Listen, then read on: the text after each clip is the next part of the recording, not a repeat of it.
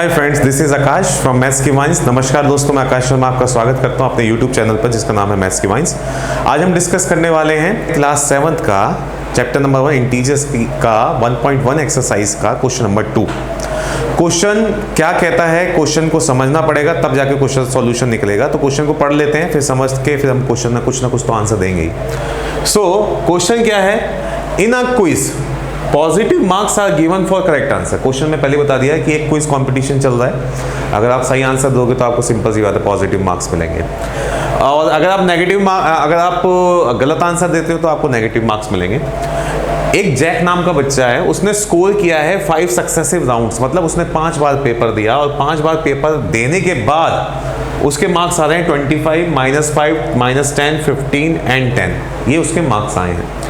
तो मुझसे पूछा गया what was his total at the end, कि एट द एंड उसका कितना टोटल बनता है, यानी कि भैया उससे ये पूछा गया है कि उसका रिजल्ट क्या आ रहा है, पास हो रहा है या फेल हो रहा है। तो देख लेते हैं। तो मुझसे पूछा गया है what was his total at the end, तो मैं लिखता हूं टोटल मार्क्स।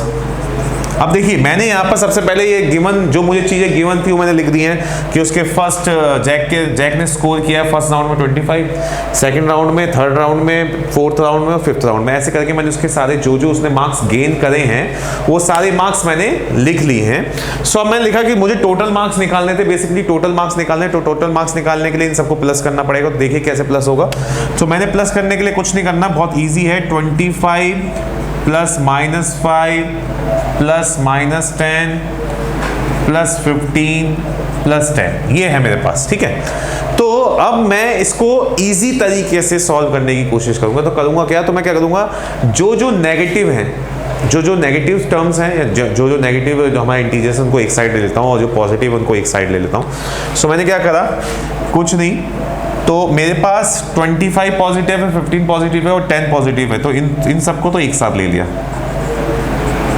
ठीक है जी। और जो मेरे पास नेगेटिव टर्म्स है उनको एक साथ ले लिया। तो मैंने यहाँ लिखा प्लस -5 और प्लस -10, ठीक है जी। अब मेरे लिए थोड़ी कैलकुलेशन इजी हो जाएगी, सो दैट्स व्हाई मैंने ऐसा कुछ किया है। तो अब इनको प्लस कर लेता हूँ। तो 25 प्लस 15 कितने होते हैं जी, 25 प्लस 15 होते हैं 40 प्लस 10 50। सो मेरे पास आ गया ये 50। अब मेरे पास ये नेगेटिव इंटीजर्स हैं, तो जैसे ही मैं इनके ब्रैकेट खोलूंगा ये हो जाएगा -5 और ये हो जाएगा -10। तो माइनस माइनस होता है प्लस, ठीक है जी।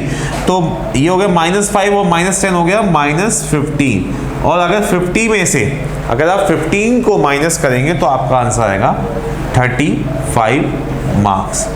यानी कि एट द लास्ट उसको इतने सारे सक्सेसिव राउंड्स देने के बाद उसको टोटल मार्क्स कितने गेन हो रहे हैं, 35 मार्क्स गेन हो रहे हैं, और यही हमारा आंसर है। तो लास्ट में आप लिख दोगे कि total score scored by Jack equal to 35 marks.